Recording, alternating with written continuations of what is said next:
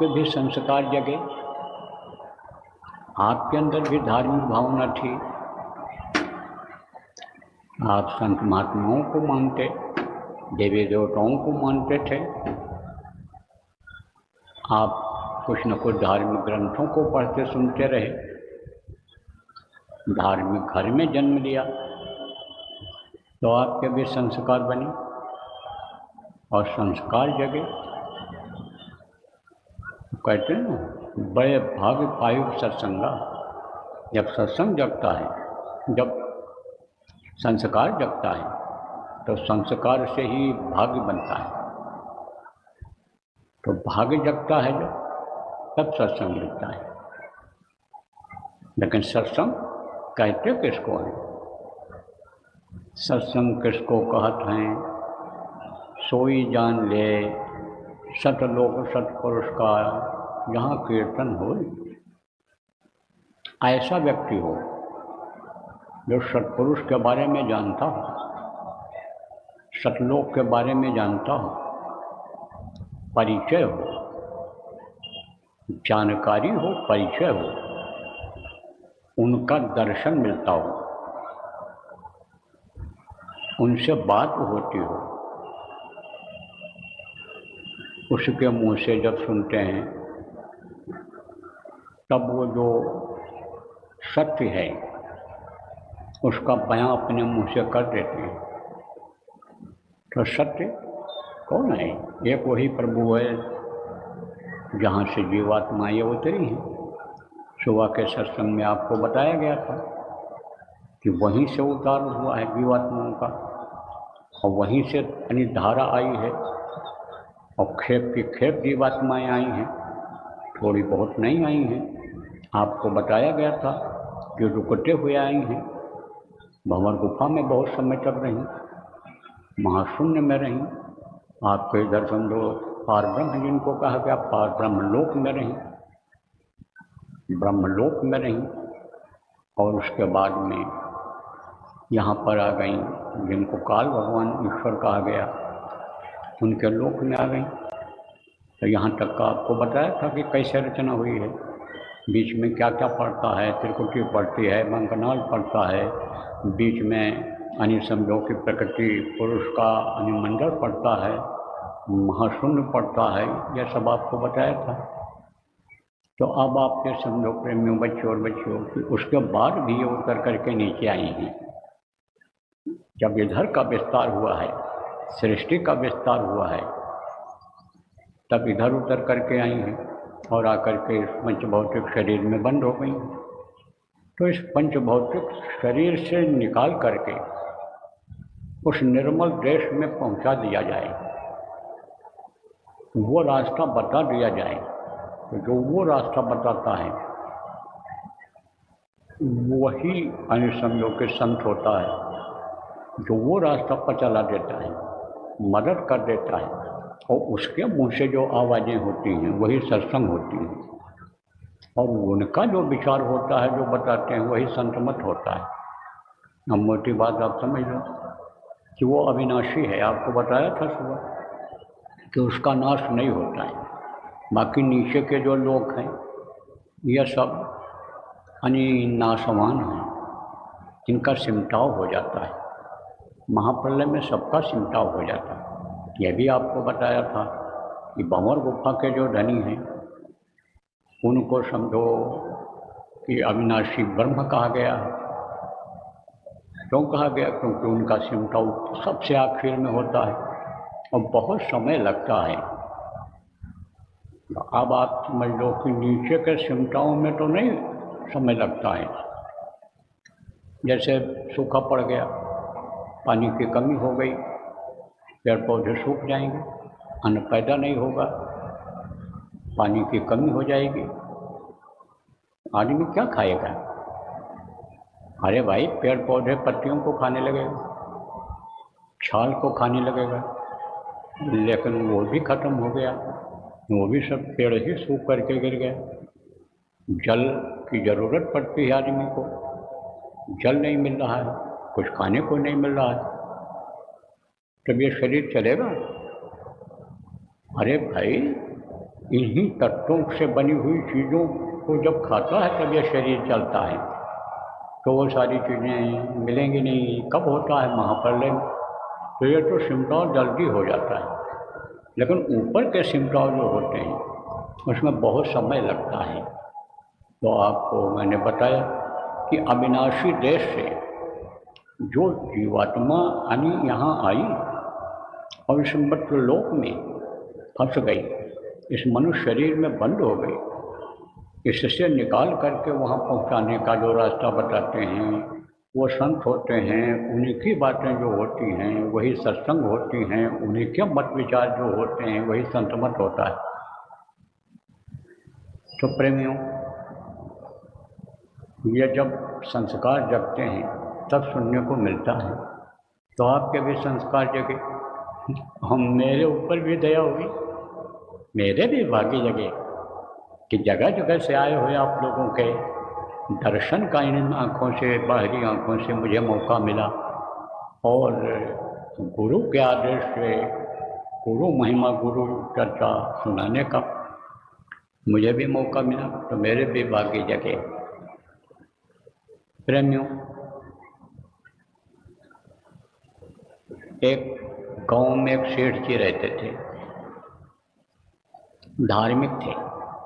पहले के लोग बहुत धार्मिक होते थे, सुबह उठते ही भगवान का नाम लेते थे, धरती माता को प्रणाम करते, जिन भी देवी देवताओं को मानते थे उनको प्रणाम करते, बूढ़े बुजुर्गों को प्रणाम करते, पैर छूते थे। और फिर जब अपनी दैनिक क्रिया शुरू करते थे तो भी बराबर नाम लेते रहते थे। घर से निकलना हो तो भगवान का नाम लेते थे। किसी ने भी बता दिया कि यह भगवान का नाम है, वही नाम ले लेते थे। श्रद्धा और भाव और प्रेम जो उनका था वो फलीभूत होता था। खेत की जुताई के लिए गए, दुकान खोलने के लिए गए, नौकरी पर जाने के लिए तैयार हुए, तो नाम लेते थे, बराबर नाम लेते रहते थे। तो धार्मिक विचारधारा के थे, मेहनत की कमाई खाते थे। आपको भी बताया जाता है कि मेहनत ईमानदारी की कमाई खाओगे तो उससे बुद्धि सही रहेगी, उससे धार्मिक भावना आपके अंदर आएगी, और परमार्थी को तो विशेष ध्यान देना चाहिए इस बात का। तो अपना कमाते थे, करते थे, खाते थे, साधु संत जाते, उनकी सेवा करते, उनके प्रवचन सुनते। लेकिन उम्र होती है, क्योंकि इसी धरती पर थे, इस धरती का विधान है, नियम है कि जो पेड़ फलता है वो झड़ता है, और जो आग जलती है वो बुझती है, और जो पैदा होता है वो मरता है। जिस मृतलोक में, जिस धरती पर बच्चा जन्म लेता है, बच्चा रहता है, वही जवान होता है, और वही फिर बुढ़ा होकर के शरीर छोड़कर चला जाता है। कारण क्या है? यह सांसों की पूंजी गिन करके खर्च करने के लिए मिली है, जैसे ही खर्च हो जाती है उसको शरीर छोड़ना पड़ता है। पहले के समय में देखो, जब बाल पकने लगते थे, झुर्रियाँ जब बदन पर पड़ने लगती थी, हाथ पैर आँख कान कमज़ोर होने लगते थे, तब गृहस्थ लोग भी भजन भाव भक्ति में ही लग जाते थे, बच्चों को जिम्मेदारी दे करके। तो कारोबार था उनका, करते थे। लेकिन जब बुढ़ापा आई तब सोचे कि भाई ये चीज़ें तो हमारे साथ जाने वाली नहीं हैं। जो हमने बचाया है, जो भी धन बचाया है, ये तो साथ जाने वाला नहीं है, ये तो सब ही छोड़ करके जाना पड़ेगा। जो कुछ भी हमने दान पुण्य किया, या जो भी हम अन्य सेवा किए, मनुष्य की या भगवान की, जो भी हम कर पाए वो मैंने किया, यही कर्म मेरे साथ जाएंगे, बाकी तो यहीं सब कुछ छूट जाएगा। तो सोचा कि भाई बच्चे के लिए भी कुछ छोड़ दिया जाए, लिख पढ़ दिया जाए। जैसे लोग बच्चों को जिम्मेदारी दे करके जंगल चले जाते थे, गृहस्थ लोग तीर्थ स्थानों पर चले जाते थे, झोपड़ी बना करके और वहाँ तपस्या करते थे, पूजा पाठ योग साधना करते थे। ऐसे ही तो उसने एक देवालय बनवाया, मंदिर,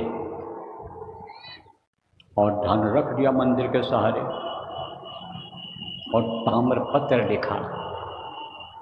ताम्रपत्र किसको कहते हैं? तांबा का पत्तल।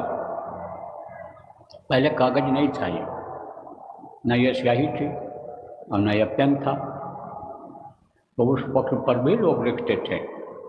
तो जो ज़्यादा समय तक चलने वाली चीज़ें होती थी, आगे काम आने वाली चीज़ें होती थी, उसको तो लोग ताम्रपत्र पर ही लिखते थे, खुदाई करा देते थे उसकी।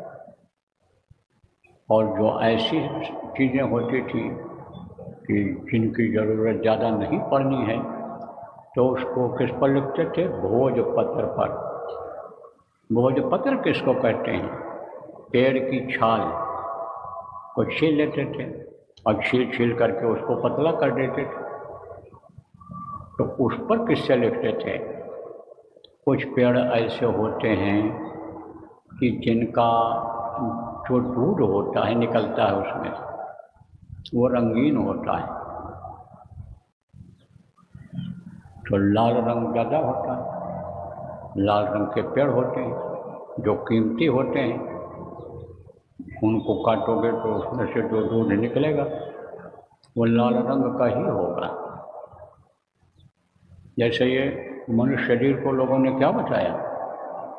कहते हैं ना, मूले ब्रह्मा त्वचे विष्णु शाखा रुद्र महेश्वरा पत्ते पत्ते देवानाम वृक्ष राजा नमस्ते। कहते हैं इसको एक वृक्ष बताया है। उत्पादन कौन करता है? सृष्टि के उत्पादन का, सृष्टि बढ़ाने का काम कौन करता है? मूले, यानी ब्रह्मा। यह काम ब्रह्मा को सौंपा गया। कल सुबह आपको बता दूंगा सृष्टि की रचना में ही कि कैसे कैसे देवी देवताओं की रचना हुई, अंडपिंड ब्रह्मांड की रचना कैसे हुई। कल गुरु महाराज की दया रहेगी तो सुबह के सत्संग में आपको बता दिया जाएगा। तब जो बोला जाएगा वो चीज़ आपके समझ में जल्दी आ जाएगी। तो मूले ब्रह्मा त्वचे विष्णु, जो परवरिश करता है, खिलाता है, आप समझो वो, यानी समझो मूले ब्रह्मा त्वचे विष्णु। त्वचे मतलब ये जो त्वचा है, यानी स्पर्श जिसको कहते हो, जिसको हाथ कहते हो, तो हाथ से ही तो कमाई होती है, खाते हो, कोई भी काम करते हो हाथ की ज़रूरत पड़ती है, चाहे लिखना पढ़ना हो, चाहे खेत की गुड़ाई जुताई करना हो, चाहे कोई सामान बेचना हो। मूले ब्रह्मा त्वचे विष्णु शाखा रुद्र महेश्वरा, ये जो समझो कि हाथ पैर और ये सब हैं, ये श्रृंगार का भी काम करते हैं। दोनों काम होता है। इसी हाथ से पैर से अच्छे काम के लिए भी आदमी जाता है और पैर से चल करके बुरा कर्म भी करने चला जाता है, तो श्रृंगार का काम वो करते हैं। मूले ब्रह्मा त्वचे विष्णु शाखा रुद्र महेश्वरा, और पत्ते पत्ते देवाना। पत्ता इसको किसको बताया गया? ये जो रोएं हैं, जैसे पेड़ों पर बहुत पत्ते होते हैं, ऐसे शरीर में रोएं होते हैं। और रोएं कहाँ से निकलते हैं? अंदर से। अंदर में इसके जड़ होती है, इस खाल के अंदर जड़ होती है, तो बहुत सुराख हैं इसमें। तो का पत्ते पत्ते देवानाम वृक्ष राजा नमस्ते। अब खून निकालोगे भी, काटोगे तो खून निकलेगा। इससे पेड़ों में भी कुछ पेड़ जो कीमती होते हैं, जैसे मनुष्य शरीर कीमती होता है, 84 लाख योनियों में सबसे कीमती मनुष्य शरीर है, क्योंकि बुद्धि विवेक इसमें पूरा भरा हुआ है, 5 तत्व उसमें पूरे के पूरे हैं, इसलिए कीमती। ऐसे उसमें वो भी कीमती होता, तो उसमें से लाल रंग निकलता, तो लाल रंग की स्याही बना देते थे। और पेन तो नींब वगैरह था नहीं उस समय, यह जो राड वगैरह है यह तो कुछ था नहीं उस समय, तो किससे लिखते थे? ये जो डालें होती हैं पतली, जैसे मान लो अनार की डंठल है या और कोई डंठल है, उसको तोड़ लिया और कूट दिया, तो उससे जैसे आप ब्रश बना लेते हो लकड़ी का, गीली लकड़ी का, इसी तरह से वो कलम बन जाती थी। काट करके ऐसे उसमें डुबो करके लिख देते, तो ताम्रपत्र पर लिखते थे या भोजपत्र पर लिखते थे पहले के समय में। तो उसने कहा लड़के से कि देख, अगर तू मेहनत नहीं करेगा और आलस्य करेगा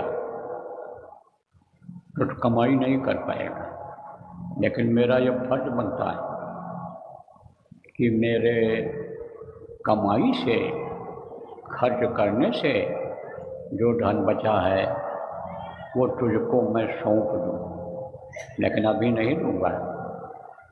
जब मैं दुनिया संसार से चला जाऊँगा तब तुम धन को निकाल लेना। यह ताम्रपत्र है, इसमें मैंने लिख दिया है। तो उसने संभाल करके रख लिया।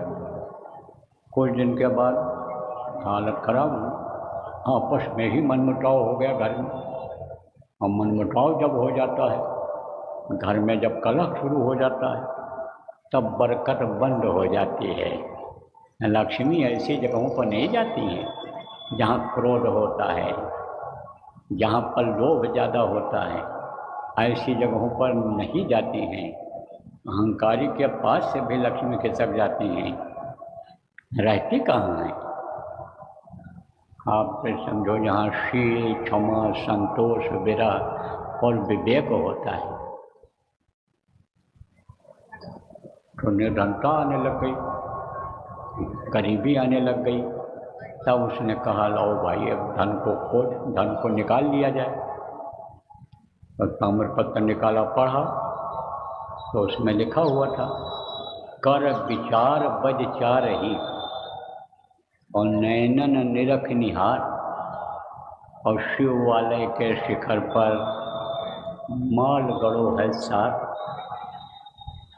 पढ़ा उसने तो कहा शिवालय के, देवालय के, लिखा था देवालय के शिखर पर, यानी देवालय किसको कहते हैं? मंदिर को कहते हैं। तो कहा देवालय के शिखर पर माल गड़ो है सार। तो कहा इसका गुम्बद को तोड़ दें तो धन मिल जाएगा। गुम्बद तोड़ दिया, नहीं मिला। दीवार भी गिरा दिया, नहीं मिला। बुनियाद तक नीचे चला गया, नहीं मिला धन, तो निराश हो गया। एक महात्मा जी थे, महात्माओं का काम क्या होता है? चलते रहना। और जिस उद्देश्य के लिए ये धरती पर आए हैं, जिस उद्देश्य के लिए उन्होंने आपके समझो ग्रह त्यागा है, वस्त्र वो त्याग दिया गृहस्थी का, दूसरा कपड़ा पहन लिया, तो उस उद्देश्य की पूर्ति को करना चाहिए। एक जगह रुक जाने पर क्या होता है कि जैसे पानी अगर रुक जाए तो गंदा हो जाता है, और अगर पानी बहता रहे तो गंदगी नहीं आती है। ऐसे ही रमता योगी बहता पानी, संतों को चलते रहना चाहिए। चलते रहते थे। तो जब उस गांव में पहुँचे, पहले भी महात्मा आते रहते थे, उसी रास्ते चले जाते थे, गांव में भी धार्मिक आदमी के यहाँ रुक जाते थे। तो देखा भाई गांव तो वही है, लोग भी वही हैं। पूछा भाई यहाँ एक देवालय था, मंदिर बना हुआ था, तो वो तो नहीं दिखाई पड़ रहा। बोले वो ढह गया। अरे भाई रहने लायक तो नहीं था, गिरने लायक तो नहीं था, कैसे गिर गया? तो किसी ने कहा कि जमींदार के, सेठ के बच्चे ने उसको तोड़वा दिया। तोड़वा दिया? क्यों तोड़वा दिया? दान के लालच में। बोले उसको बुलाओ। पूछा भाई तूने मंदिर को तोड़वा दिया? मंदिर तो लोग बनवाते हैं, और मंदिर तूने तोड़वा दिया, ऐसा क्यों किया? बोला मैं क्या करूँ, मुझे गरीबी आ गई, निर्धनता आ गई, और हमारे पिताजी लिख करके मेरे पास ताम्रपत्र गए थे कि जब तुमको ज़रूरत पड़े तब तुम धन को निकाल लेना। तो मैंने तोड़वाया तो धन भी नहीं मिला, मंदिर भी टूट गया। महाराज बताओ क्या करें। महात्मा जी ने कहा ले आओ ताम्रपत्र को। ताम्रपत्र को पढ़ा उन्होंने, तब उससे कहा कि तू धन चाहता है? बोले हाँ महाराज जी, बहुत कमी हो गई धन की, मेरे पास बड़ी दिक्कत हो गई। बोले मैं तो तेरा पाई पाई निकलवा दूंगा, सब निकल जाएगा, लेकिन तुझको उसी तरह से मंदिर फिर बनवाना पड़ेगा, उतने ही नाप तोड़। और जब बनकर तैयार हो जाएगा तब तुम मुझे बताना और मैं आकर के निकलवा दूँगा। तो बन गया मंदिर, बनवा दिया उसने उसी नाप तोड़ का। और फिर महात्मा जी को बुलाया, ठहरा दिया। जब 4 बजा तब उन्होंने कहा चल अब पुरवा दें मंदिर को, मंदिर चल अब धन को पहले दिलवा दें, पुरवा दें। तो गए, मंदिर की परछाई जहाँ पड़ रही थी वहीं कहा खोदो। खोदा, 4 बजे शाम को जब परछाई मंदिर की जहाँ पड़ी उसी जगह पर खुदाई हुई तो बहुत सारा धन मिल गया, खजाना मिल गया। तब वो पछताया, बोले बच्चा तू इसको समझ नहीं पाया, ये बीजक है। बीजक, बीजक किसको कहते हैं? सेठ लोग जैसे ये लिख देते हैं इसे, अब भी बीजक बनाते हैं, वही खाता जिसको कहते हो। तो वो बोले ये बीजक, और ये किताबें भी बीजक हैं, ये जो धार्मिक ग्रंथ हैं ये बीजक हैं। इनको पढ़ करके कोई भी आप ये समझो पंडित नहीं बन पाया। कहा ना पोथी पढ़ पढ़ जब हुआ पंडित भयानक होए। 2.5 अक्षर प्रेम से 2.5 अक्षर प्रेम से पढ़े सो पंडित हो। तो 2.5 अक्षर क्या है? वही शब्द जो उतारा गया तो वो बताया था आपको, ऊपर से आया। उसकी जानकारी जब हो जाती है तो वही पूरा विद्वान हो जाता है। आप समझो उसकी जानकारी जब हो जाती है, उसका जब दर्शन मिल जाता है तब मालामाल हो जाता है हर तरफ से। तो किताबों को पढ़ करके यानी कोई भगवान को आज तक पाया नहीं पाया और भटकता रह जाता है। बल्कि जब उसका अर्थ नहीं समझ पाता है तब अभाव आ जाता है। किसके प्रति अभाव आ जाता है? भगवान के प्रति ही अभाव आ जाता है। जैसे मंदिरों में आप देखो पुजारी लोग पढ़ते हैं, क्या पढ़ते हैं? रामचरितमानस पढ़ते हैं। तो उसमें चौपाई लिखी हुई है कि अर्थ धर्म नहीं काम रुचि, गत न चहो निर्माण, और जन्म जन्म रघुनाथ पर यह वरदान है। यह लिखा हुआ है। हमको कुछ नहीं चाहिए, अर्थ धर्म और जैसा कोई चीज़ नहीं चाहिए, हमको तो बस प्रभु का चरण चाहिए। उसका अर्थ ये होता है। अब आप ये समझो पढ़ते तो हैं लेकिन उसका अनुकरण नहीं करते हैं। अनुकरण मतलब जो उसमें लिखा हुआ उसका अमल नहीं करते हैं। उसकी खोज करनी चाहिए जिससे रघुनाथ का पद मिल जाए, पैर मिल जाए। रघुनाथ किसको कहा गया? जो यानी समझो रघुकुल का मर्यादा रखने वाले राम भगवान जिनको कहा गया। लेकिन वो राम अलग थे। एक राम दशरथ का बेटा, एक राम घटघट में लेटा, एक राम का सकल पसारा, एक राम सब जग से न्यारा। वो राजा दशरथ के पुत्र थे। राम का मतलब क्या होता है? जो सब जगह रम रहा हो, सब जगह वो है। कौन है वो? प्रभु है। प्रभु के अंश जीवात्माएं हैं। गोस्वामी जी महाराज ने अंदर में जब देखा, जब उनकी दिव्य दृष्टि खुली, इन्हीं दोनों आँखों के बीच की तीसरी आँख जब खुली तब उन्होंने देखा, तब कहा सिया राम मैं सब जग जानी और करहूँ प्रणाम जोरे जुग पानी। कहा सब जगह तो वही राम दिखाई पड़ रहे हैं, भगवान दिखाई पड़ रहे हैं, सब जगह वही दिखाई पड़ रहे हैं। तो अब आप समझो प्रेमियों, बच्चियों और बच्चियों की न जानकारी से आदमी भ्रम में पड़ जाता है, भटकता रहता है। देखो, कोई अयोध्या में जाता है भगवान को खोजने, कोई काशी में जा रहा है मुक्ति मोक्ष मांगने, कोई गंगा यमुना में स्नान करके मुक्ति मोक्ष गंगा मैया से मांग रहा है। आप ये समझो, जिनसे लोग आशीर्वाद लेते हैं वो लोग भी गंगा यमुना में स्नान करके और उनसे भी वो मांगते हैं। तो ऐसे लोग भटकते रहते हैं। का दुविधा में दोनों गई और माया मिली न राम। कारण क्या रहा? कारण यह रहा कि कोई ऐसा मिला नहीं कि जिससे उनको विश्वास हो जाए कि भगवान है और भगवान से मिला जा सकता है। और जब वो मिल जाते हैं तब विश्वास हो जाता है। देखो प्रेम, विभीषण को कौन मिला? हनुमान जैसे संत मिले, हनुमान जैसे गुरु मिले। और हनुमान को कौन मिला? राम जैसे भगवान जिनको कहा गया वक्त के जो महापुरुष थे वो मिले। और वो भगवान क्यों कहलाए, कैसे कहलवाए? जब विश्वामित्र और वशिष्ठ जैसे गुरु राम को मिले तब उनको इल्म मिला। इल्म किसको कहते हैं?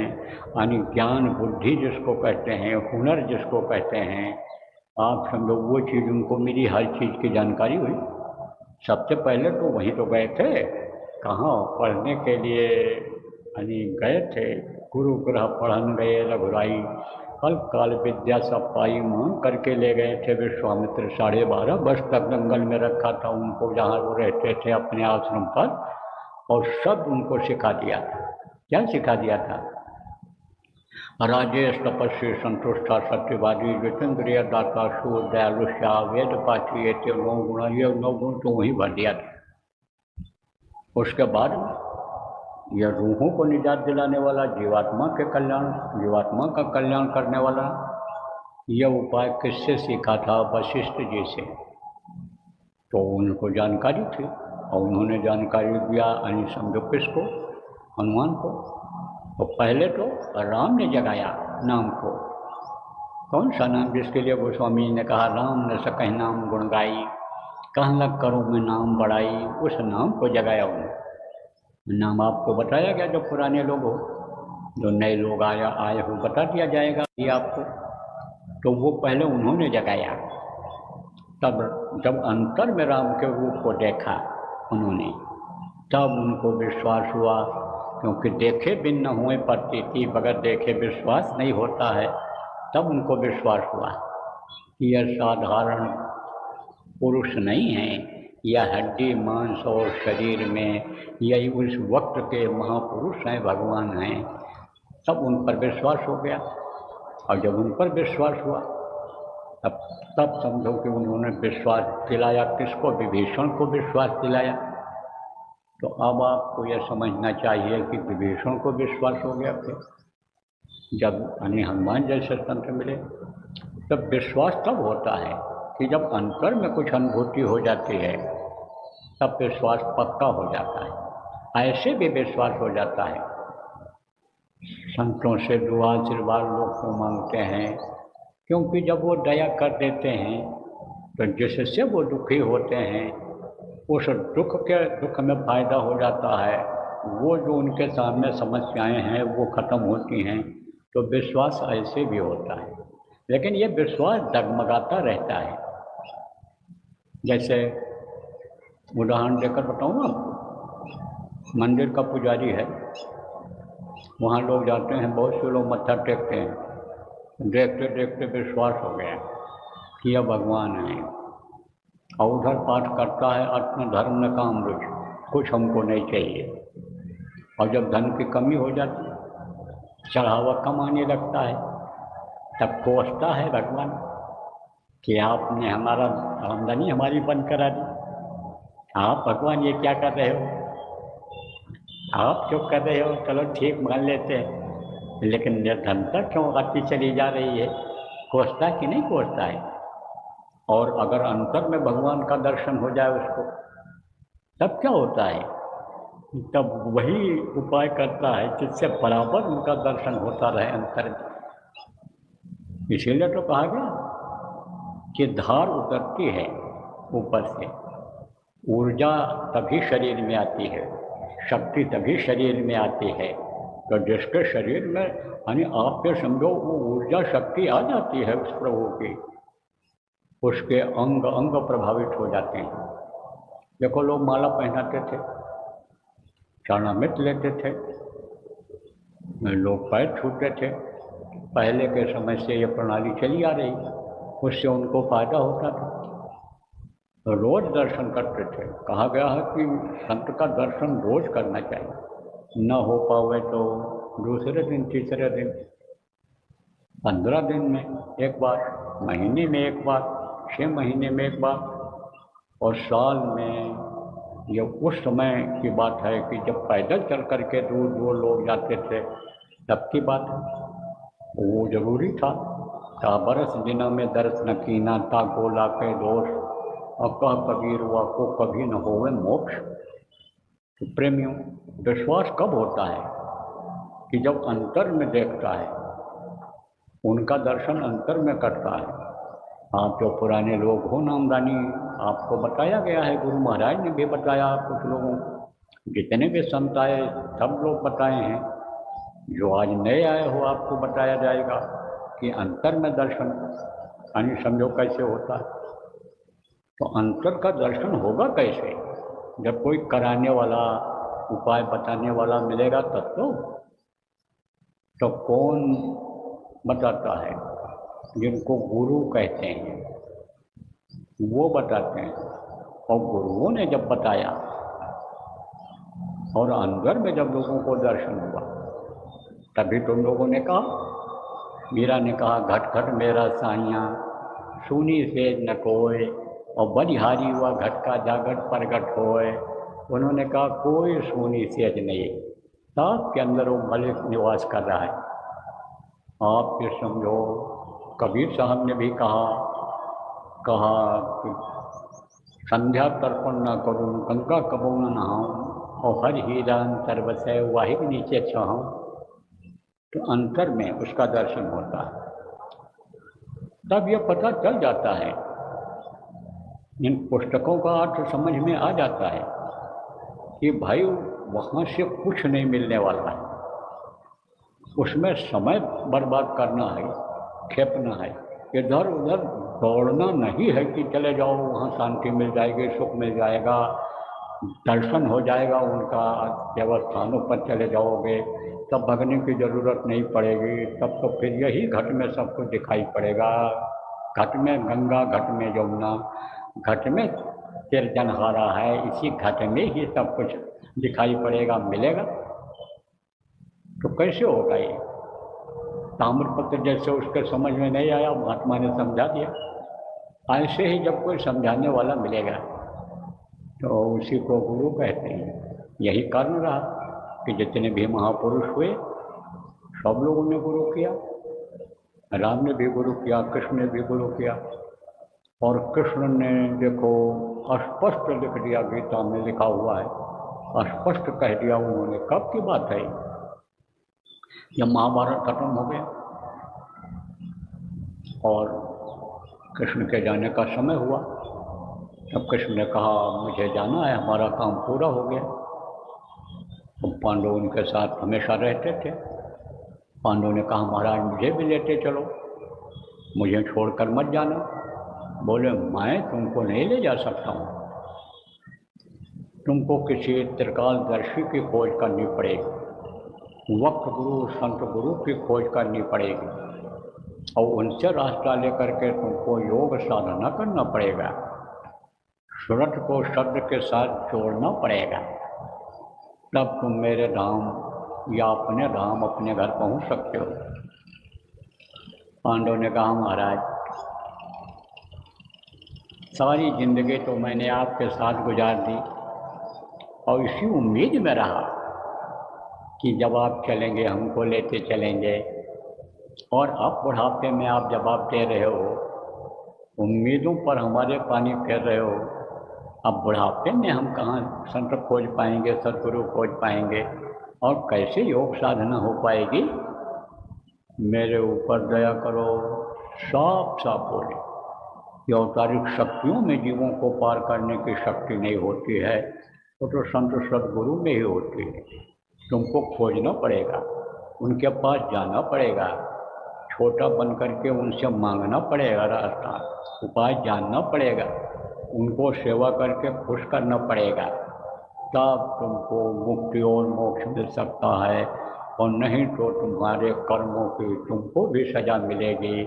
हर किसी को कर्मों की सजा मिलती है, ऐसा कर्मों का विधान बन गया है। यही चीज़ लिखी हुई है इसमें, गीता के 4ठे स्कंद में 34वें श्लोक में यही चीज़ लिखी हुई है।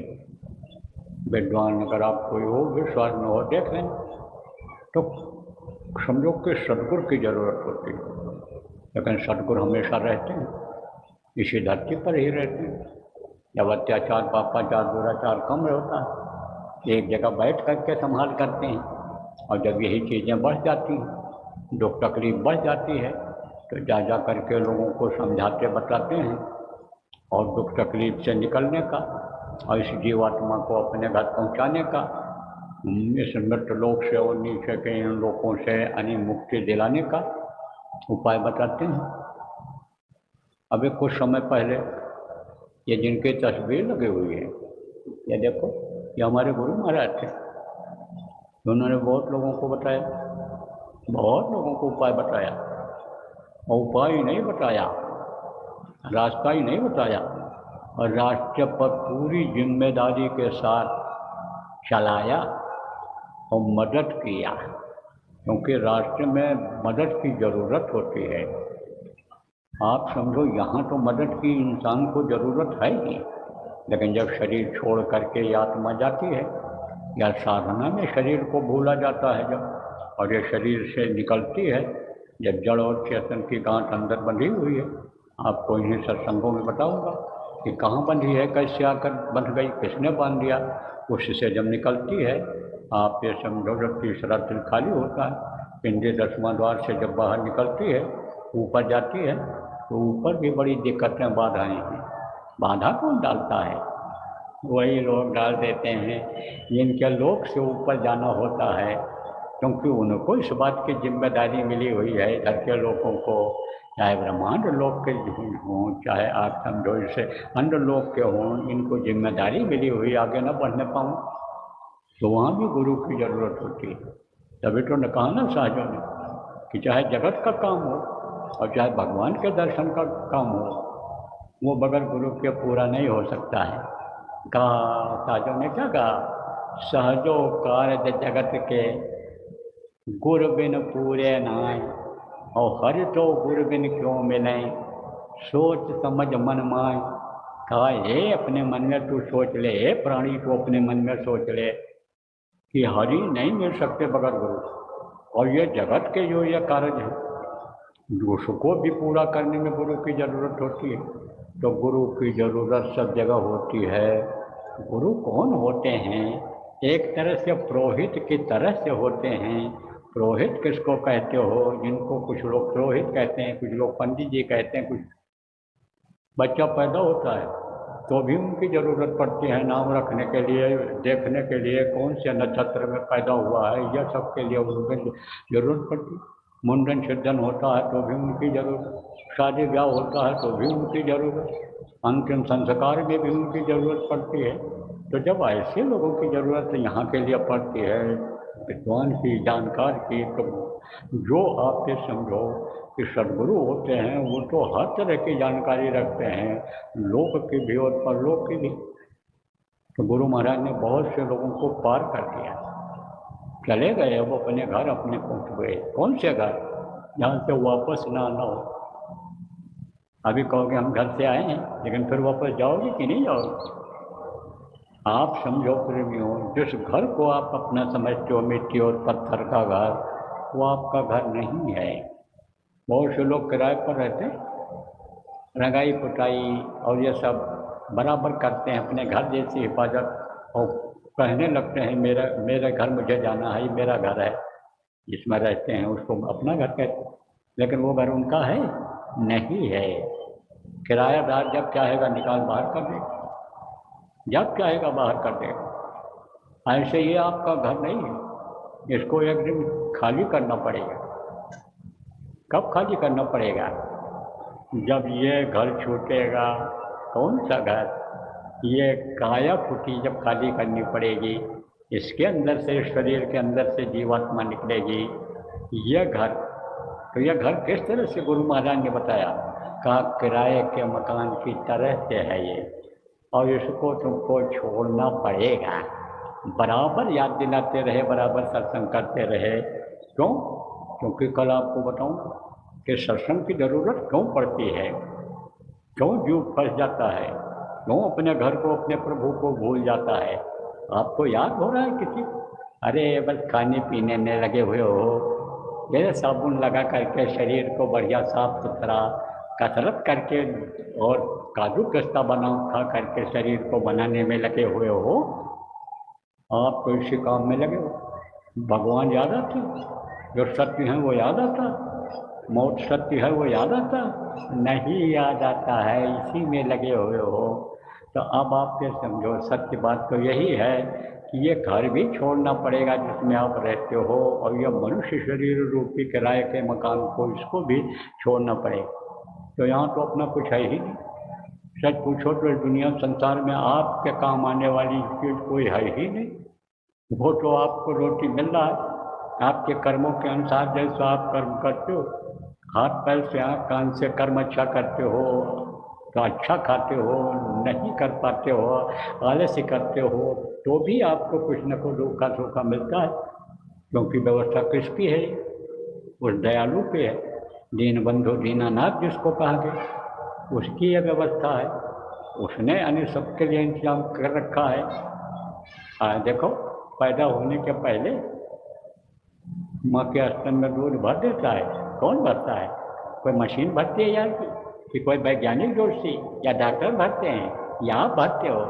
वो भगवान भरते हैं, प्रभु भरते हैं। तो वो सबके लिए व्यवस्था बना रखे हैं। तो आपको कुछ न कुछ खाने को मिल जाता है। आप समझो आपकी परवरिश हो रही है, तब आप ये समझते हो मेरा घर है, मेरा शरीर है, लेकिन ये छोड़ना पड़ता है। यहाँ आपकी कोई भी चीज़ नहीं है, सब छूट जाएगा। ये कुछ है ना कौन सेठ, कोई सेठ बड़े कंजूस होते हैं, बहुत। अरे कंजूस क्या, मक्खी चोर। मक्खी चोर किसको कहते हैं? कि जैसे घी है, कुछ लोग तो बहुत थोड़ा थोड़ा खाते हैं, और कुछ लोग ऐसे सूंघ लेते हैं और सूंघ करके रखे रहते हैं घी को। खाने से पहले सूंघ लिए, खुशबू आ गई नाक में, तब खा लेते। चमड़ी चली जाए दमड़ी न जाए कहते। कोई दो थप्पड़ मार दे, 2 रुपया दे दे तो गाल ऐसे कर देते हैं। इतने लोग ही पैसे। तो शेर जी थे। अब बुढ़ापे में कोई पूछता है? जब जवानी थी कमाए, बच्चों को खिलाया, वही बच्चे ध्यान नहीं देते। अगर संस्कार नहीं डाला गया, अगर संतों से जोड़ा नहीं गया, सत्संग उनको सुनवाया नहीं गया, तो बच्चे वही जब बिगड़ जाते हैं तो कोई ध्यान नहीं देता। क्योंकि जब तक स्वार्थ था तब तक पिताजी करते रहते थे, पापा जी करते रहते थे, और सेवा भी कहते थे वो कर देते थे। लेकिन अब स्वार्थ खत्म हो गया, आप कुछ कमाने लायक नहीं रह गए, करने लायक नहीं रहे, तब क्या कहते हैं? बैठे रहते हैं, मक्खी मारते रहते हैं। क्या करें बाबा, थक गए थे, बैठे रहते।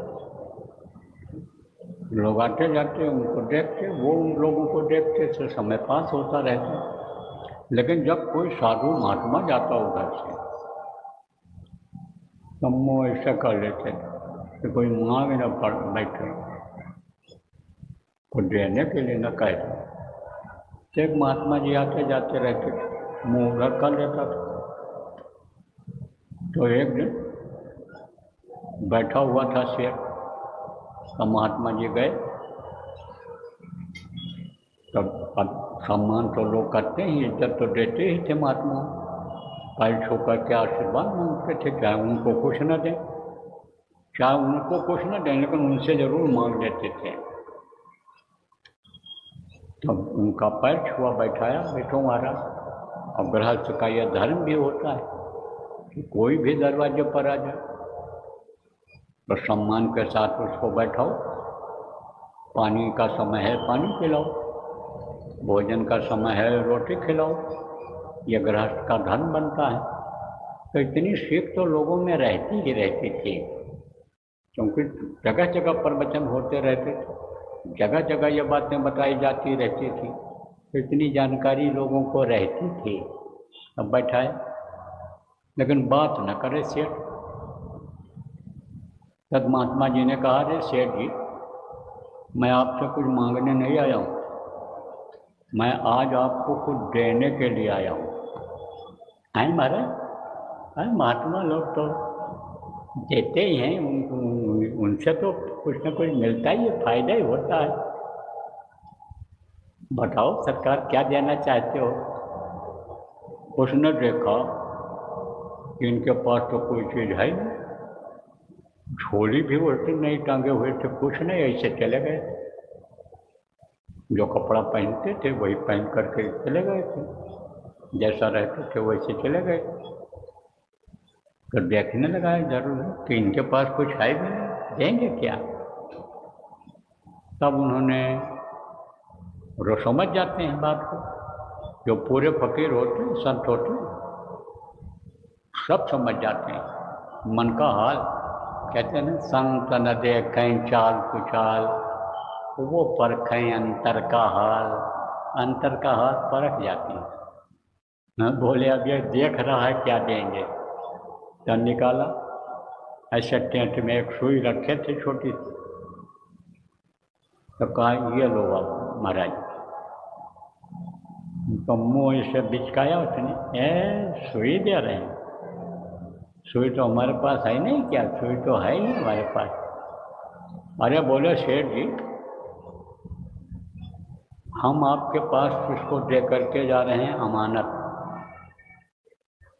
इसको आप रख लो,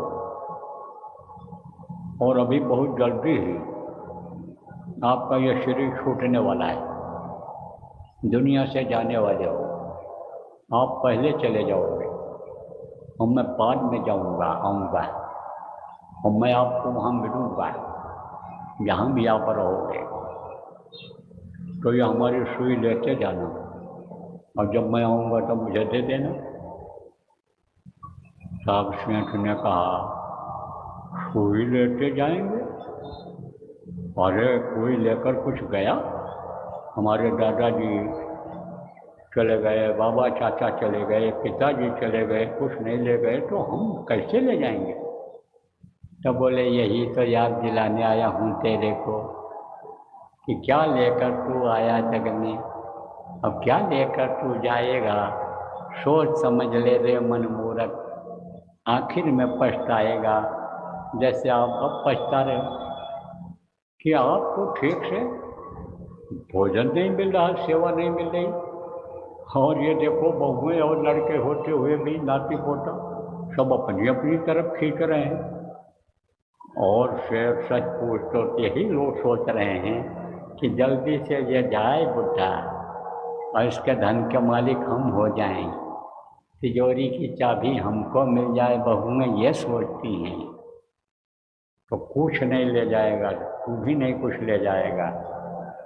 इसलिए जब तू कुछ नहीं कर पाया, जवानी भी नहीं कर पाया, तो बुढ़ापे में कम से कम कुछ तो कर ले वहाँ के लिए। कहाँ के लिए? जहाँ तुझको जाना है छोड़कर इस दुनिया संसार। तो महात्मा क्या करते हैं? पहले समझाते हैं। अब ये चीज़ कैसे समझ में आती है? जब महात्माओं के पास जाते हैं, संतों के पास जाते हैं, उनका सत्संग सुनते हैं, तब उनको ये चीज़ सुनने को मिलती है। गुरु महाराज पहले समझाते थे, बताते थे, उसके बाद में तब यह रास्ता बताते थे भगवान के मिलने का।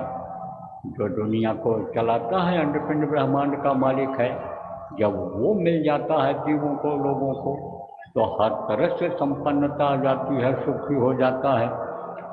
तो वो रास्ता बताते थे, और उसमें जो दिक्कत आती थी, बहुत से लोगों की दिक्कतों को भी दूर किया, क्योंकि गुरु महाराज समर्थ थे। समर्थ को नहीं दोष को साई, और अब सुरसर पावक के नहीं, समृद्ध को कुछ नहीं, समृद्ध से सब कुछ आने, समझो कि उनको, और उनका पावरफुल, जिसको इंग्लिश में कहते हो पावरफुल थे वो, बाहर से भी हालांकि तंदुरुस्त थे गुरु महाराज, लेकिन अंदर में इतनी उनके ताकत थी, पावर थी कि जो एक पहलवान को नहीं होती है। आप ये समझो, यही दक्षिणी बाबा जो कहलाते थे, कौन, हाथरस में जो रहते थे, आप ये समझो, जिनको तुलसी साहब कह करके लोगों ने पुकारा, साहिब कहते थे जिनको लोग, कोई दक्षिणी बाबा कहता था, क्योंकि पूना से वो आए थे, पूना के राजकुमार थे, लेकिन उन्होंने पहला काम अपना यही किया कि अपनी आत्मा को जगा करके उस प्रभु को पा लिया। तो वो किताबों को भी लिखे थे, जो उनको दिखाई सुनाई पड़ा, जो उन्होंने अंदर में देखा, उसको भी लिखा था। घट रामायण लिखा, घट माने अंदर में। रामचरितमानस लिखा किसने, गोस्वामी जी ने, यानी मानस में अंतर में जो राम का चरित्र हो रहा है, गोस्वामी महाराज ने लिखा, और उन्होंने घट रामायण लिखा। आप ये समझो कि जो घट में देखा, अंदर में देखा, इसके लिए अभी बताया, घट में गंगा, घट में जमुना, घट में तीर्थ जनहारा। जिस घट को घर बताया किसने, नानक साहब ने, गुरु घर में घर दिखलाओ है, जो इन सबक पांच बतलाओ, तब उनके शरीर में ताकत इतनी आ गई कि जो एक शब्दावली है उन कि हूँ विदेह पर देह धारा हूँ, शरीर में हूँ लेकिन मैं विदेह हूँ। राजा जनों को विदेही क्यों कहलाया गया, क्योंकि रहते थे मनुष्य शरीर में ही, लेकिन उनकी आत्मा ऊपरी लोकों में निकल जाती थी, तो शरीर तो अनिविदेह रहता था, लेकिन अंदर में वो जो धारण करते थे रूप को, वो रूप यानी अलग ही था। तो कहा हूँ विदेह, यानी इससे निकल जाते थे और अंदर में निकल जाते थे, ऊपरी लोकों में चले जाते थे, तो वही रूप उनका भी हो जाता था। जो ये जिस लोक में जीवात्मा पहुँचती है, और जहाँ के लोग वैसे होते हैं, जहाँ का राजा वैसा होता है, उसी तरह की पावर आ जाती है, उसी तरह का रूप बन जाता है। तो एक औरत ने कहा, आपको तो मैं अपनी आँखों से देख रही हूँ, आप शरीर में हो, लेकिन कह तो विदेह हूँ। अरे बोले चल, तो तू पकड़ मुझे। अब औरत आगे ऐसे बढ़ती जाए, पकड़ने लिए दौड़ती जाए। अब जितने फासले पर वो खड़े थे, उतना ही फासला बराबर बना रहा उतना फासला, और थक गई वो, दौड़ते दौड़ते हाँफ गई, आँख से आंसू निकलने लगा। तब उन्होंने कहा, माया की दासी, तू मुझे पकड़ पाएगी? तूने क्या समझा संतों को, संतों की महिमा का तूने क्या समझा? तो गुरु महाराज ने तैयार किया, और गुरु महाराज निकाल करके ले गए दुर्गम रास्ते से, कितने जीवों को पार कर दिया। अब वो इस दुख के संसार में, मृत्युलोक में दुख झेलने के लिए, जैसे आप बहुत से लोग दुख झेल रहे हो, आने वाले नहीं, वो कहाँ पहुँच गए, निज घर पहुँच गए, और उस घर से कोई उनको निकाल नहीं सकता है। अब वो नीचे उतर करके इधर नहीं आ सकते हैं। तो संत गुरु महाराज ही नहीं थे, उनके पीछे भी बहुत रहे हैं। जैसे गुरु महाराज, इनको गोरेलाल जी महाराज कहते हैं, उनके बड़े भाई जिनसे उन्होंने दीक्षा लिया था, बड़े भाई थे, लेकिन गुरु उनको मानते थे। आप समझो, जैसे गरीब साहब, कैसे आपके सूर्यराज जी महाराज, जैसे आपके नानक साहब, कबीर साहब, ये लोग भी संत थे, पूरे संत थे। तो अब आप ये समझो, संतों की यह परंपरा रही है कि जब इस धरती से जाने लगते हैं, तो उससे पहले वो समय पर किसी न किसी को हुक्म दे करके जाते हैं कि अब ये नाम को देंगे, नाम को बख्शेंगे। तो प्रेमियों, उत्तर प्रदेश में उन्नाव जिला है, वहाँ पर बसीरतगंज एक जगह गुरु महाराज सत्संग, जहाँ पर लोग बैठे हुए थे, सुन रहे थे सत्संग। वहीं पर नामदान देने के बाद हमसे समझाने के लिए कहा करते थे। मैं हमेशा साथ रहता था। गुरु महाराज ने दया दिया और समझो कि गुरु महाराज का आप ये समझो कि 40 साल का सानिध्य मिला। तो गुरु महाराज ने कहा, देखो ये हैं उमाकांत तिवारी, ये पुरानों की संभाल करेंगे और नए को नामदान देंगे। तो आपको गुरु के आदेश का पालन, गुरु भक्ति होती है, और जो गुरु भक्ति करता हो ही गुरुमुख हो जाता है, उसकी मनमुखता खत्म हो जाती है।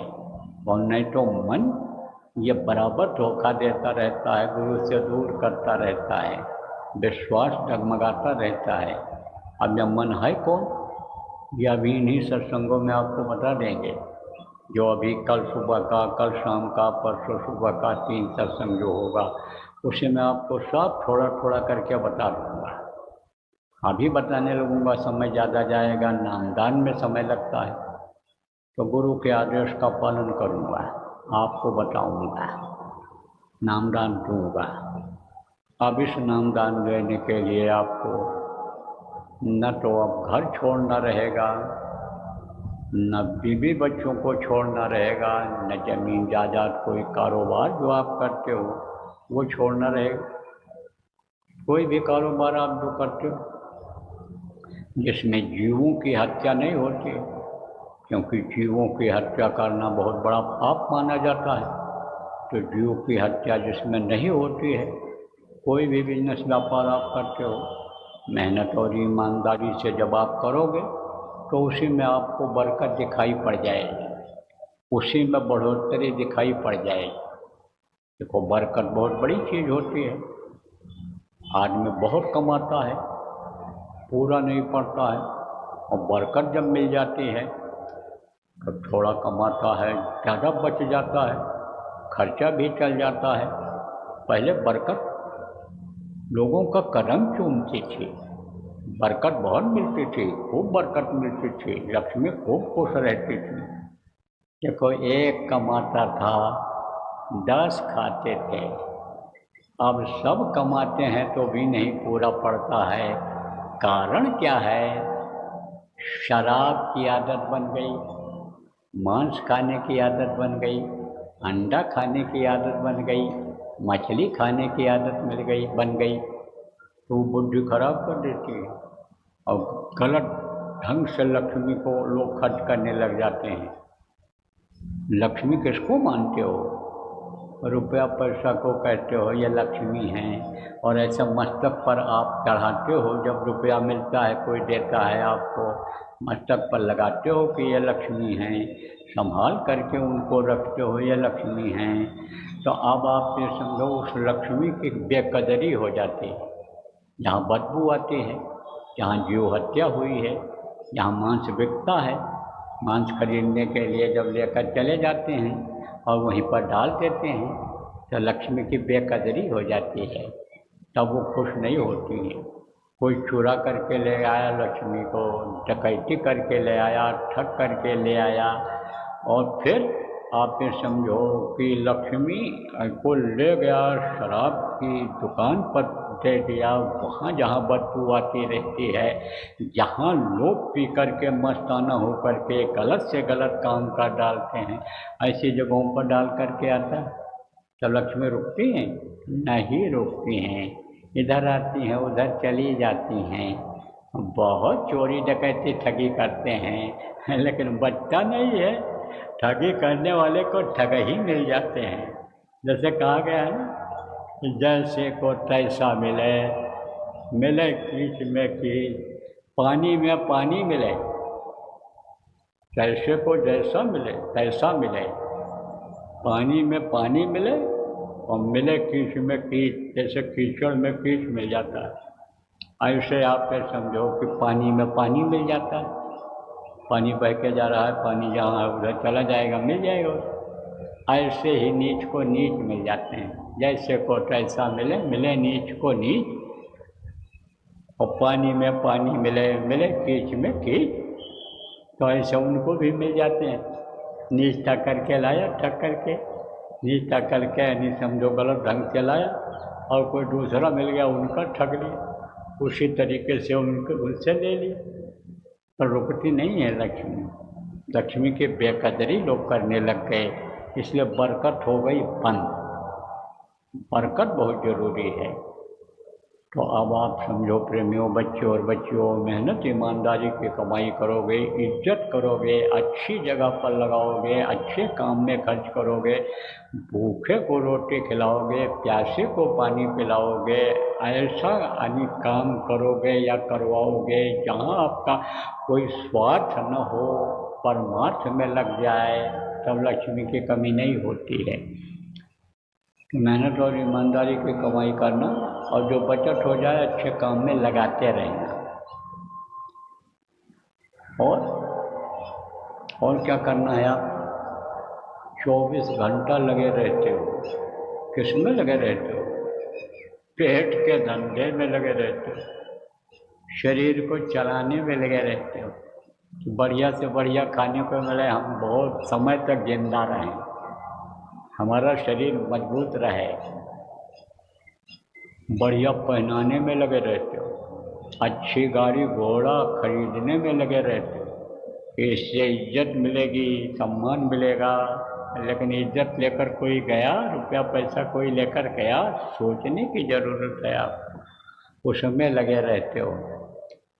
तो बाल बच्चों के प्रेम में लगे रहते हो, लेकिन आखिरी वक्त पर ऐसे खड़े रहते हैं, कोई मददगार होते हैं? कोई नहीं होते हैं मरते समय। तो भाई 24 घंटे का समय आपके पास है, उसमें से 23 घंटा, यानी उसमें से आप 24 घंटे का समय है, 3 घंटे का समय निकालें, 21 घंटा आप और काम में लगा देना, इन कामों। उसमें आप जो नाम बताया जाएगा उसकी कमाई करना, यह काम आप करना, और बाकी कुछ नहीं आपको छोड़ना है। लेकिन ये जो गंदी चीज़ें हैं, कैसे गंदा है और किसके लिए ये बनाया गया, मांस मछली और ये सब चीज़ें, अंडा पंडा, ये किसके लिए बनाएगा? ये तो अभी जब कल नाम डाल दूँगा तब आपको बता दूँगा, या समय रहेगा सुबह बता दूँगा आपको। तो इसको आप मत खाना, किसी भी पशु पक्षी का मांस मत खाना, किसी भी पक्षी का अंडा मत खाना, किसी भी तरह की मछली को आप मत खाना। और शराब में 1000 बुराई। जो शराब पीता, मांस खाता, व्यभिचार करता, खून कत्ल करता है, ठगी बेईमानी करता है, क्या क्या कुकर्म नहीं करता है। ऐसे जो कुकर्म पैदा कर दे शरीर में, जो रिश्ता को तार तार कर दे, शराबी पहचान पाता है ये मेरी बेटी है, ये मेरी बुआ की चाची है। उसको तो धुन सवार हो गया, बच्चा पैदा करो, किसी के साथ जो मिल जाए उसी से बच्चा पैदा करने का काम करो। तो इन गलत भावना पैदा करने वाली चीज़ का इस्तेमाल आप मत करना। शराब मत पीना, और शराब जैसे तेज नशा का सेवन आप मत करना। चाहे जड़ी हो, चाहे गोली हो, चाहे पीने वाली चीज़ हो, उसका सेवन आप मत करना। बाकी आप आज़ाद हो, हजम कर सको तो आप जो इच्छा है वो खा लो, लेकिन हजम न कर पाओ तो 1 रोटी का भूख रख करके तब आप खाओ, और हजम कर ले जाओ तो 4 रोटी की जगह 40 रोटी खा लो। 1 किलो घी रोज खाओ, हम मना नहीं करते हैं, लेकिन हजम कर सको तब। तो आपको पूरी और आज़ादी है, कुछ नहीं छोड़वा रहा हूँ। अब आपको दूंगा नामदान, जब इसका संकल्प आप मन में ही बना लोगे कि अब नहीं, आज ही तौबा कर लेना है, आज ही बाबा की बात को मान लेना है। साध से न हो कारज हानि, इन साधु से हमारा कोई भी काम नहीं बिगड़ेगा, इन हानि नहीं होगी। तब आप करोगे, इसको नहीं छोड़ दोगे। ये भी बात है, बहुत से लोग नामदान लेते हैं लेकिन करते नहीं, भूल जाते हैं। अपने जीवन का यह अमूल्य समय बेकार कर दे रहे हैं, गंवा रहे हैं। बाद में पछताना हाथ आएगा, लेकिन अब पछताए हो क्या जब चिड़िया चुग गई खेत। जब चिड़िया खेत को चुग जाए, रखवाली न करो, तब क्या फायदा होगा पछताने से। तो देता हूँ आपको नाम।